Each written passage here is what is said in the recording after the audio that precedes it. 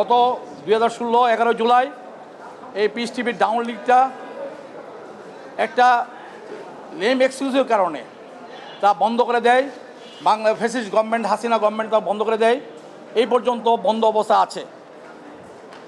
আমরা এই সরকারকে এই পিস টিভির ডাউন লিগ কপিটা কেন এখনও বন্ধ করা হচ্ছে এবং এর কোনো কারণ নাই, এবং যে গত সরকার মেলাফাইডি ইন্টেনশনালি এই পিস টিভিটা বন্ধ করে রেখেছিল, তার ডাউন লিগটা বন্ধ করে রেখেছিল, এই সরকারকে আমরা একটি নোটিশ দিয়েছি যে অবিলম্বে এই পিস টিভির ডাউন লিগটা, বর্তমান দুবাই থেকে পিস টিভি চালু আছে, এই ডাউন লিগটা বন্ধ করে না রেখে চালু রাখার জন্য এবং সরকারকে ব্যবস্থা করার জন্য আমরা সরকারকে একটা আইন নোটিশ দিচ্ছি।